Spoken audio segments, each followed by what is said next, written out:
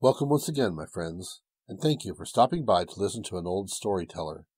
Today we have a story from England, and the title of this story is The Story of the Three Bears. Once upon a time there were three bears who lived together in a house of their own, in a wood. One of them was a little wee bear, and one was a middle-sized bear, and the other was a great big bear. They had each a bowl for their porridge, a little bowl for the little wee bear, and a middle-sized bowl for the middle-sized bear, and a great big bowl for the great big bear. And they had each a chair to sit in, a little chair for the little wee bear, and a middle-sized chair for the middle-sized bear, and a great chair for the great big bear. And they each had a bed to sleep in, a little bed for the little wee bear, and a middle-sized bed for the middle-sized bear, and a great bed for the great big bear.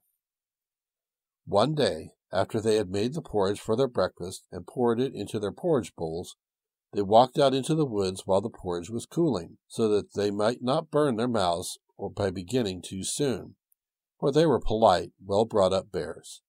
And while they were away, a little girl called Goldilocks, who lived at the other side of the wood, had been sent on an errand by her mother, passed by the house and looked in at the window. And then she peeped in at the keyhole, for she was not at all a well-brought-up little girl.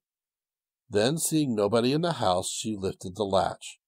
The door was not fastened, because the bears were good bears, who did nobody any harm, and never suspected that anybody would harm them. So Goldilocks opened the door and went in, and well pleased was she when she saw the porridge on the table. If she had been a well-brought-up little girl, she would have waited till the bears came home, and then, perhaps, they would have asked her to breakfast. For they were good bears, a little rough or so, as the manner of bears is, but for all that very good-natured and hospitable. But she was an impudent, rude little girl, and so she set about helping herself. First she tasted the porridge of the great big bear, and it was too hot for her. Next, she tasted the porridge of the middle-sized bear, but that was too cold for her. And then she went to the porridge of the little wee bear and tasted it, and it was neither too hot nor too cold, but just right. And she liked it so well that she ate it all up, every bit. Then Goldilocks, who was tired, for she had been catching butterflies instead of running her errand, sat down in the chair of the great big bear, but it was too hard for her. And then she sat down in the chair of the middle-sized bear, and that was too soft for her.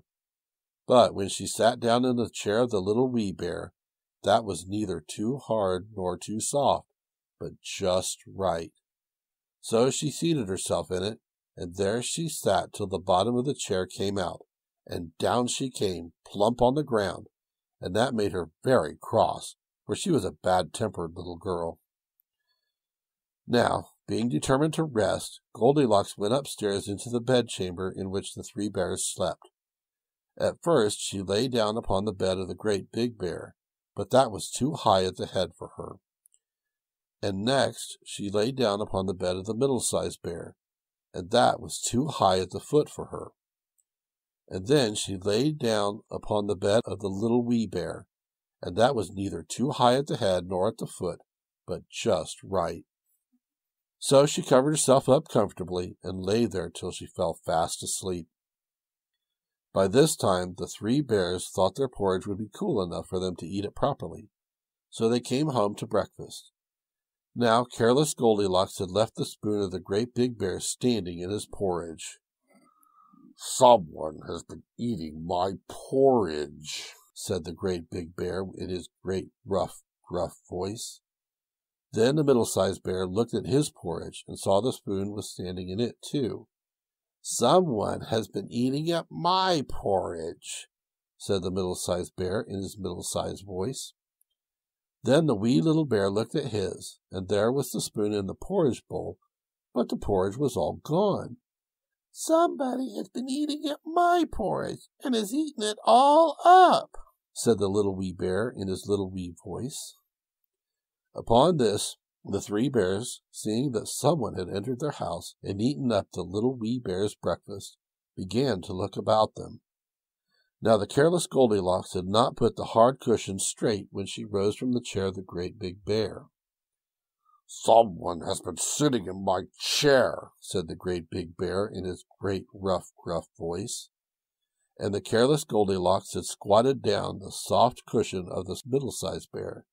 "Someone has been sitting in my chair," said the middle-sized bear in his middle-sized voice. "Someone has been sitting in my chair and has set the bottom through," said the little wee bear in his little wee voice. Then the three bears thought they had better make further search in case there was a burglar. So they went upstairs into their bedchamber. Now Goldilocks had pulled the pillow of the great big bear out of its place. "Someone has been lying in my bed," said the great big bear in his great rough, gruff voice. And Goldilocks had pulled the bolster of the middle-sized bear out of its place. "Someone has been lying in my bed," said the middle-sized bear in his middle-sized voice. But when the little wee bear came to look at his bed, there was the bolster in its place, and the pillow was in its place, and upon the bolster, and upon the pillow, there was Goldilocks's yellow head, which was not in its place, for she had no business there. "Someone has been lying in my bed, and here she is still," said the little wee bear in his little wee voice. Now Goldilocks had heard in her sleep the great rough, gruff voice of the great big bear, but she was so fast asleep that it was no more to her than the roaring of wind or the rumbling of thunder, and she had heard the middle-sized voice of the middle-sized bear, but it was only as if she had heard someone speaking in a dream. But when she heard the little wee voice of the little wee bear, it was so sharp and so shrill that it awakened her at once. Up she started, and when she saw the three bears on one side of the bed, she tumbled herself out at the other and ran to the window. Now the window was open, because the bears, like good tidy bears as they were, always opened their bedchamber window when they got up in the morning. So naughty, frightened little Goldilocks jumped, and whether she broke her neck in the fall, or ran into the woods and was lost there, or found her way out of the woods and got whipped for being such a bad girl and playing truant, no one can say. But the three bears never saw anything more of her. Thank you once again for listening to this story. If you enjoyed this story, please press that like button. Also, please help an old storyteller out by subscribing to my channel. The next story will be posted in a few days, so until then, may your story continue to be a good one.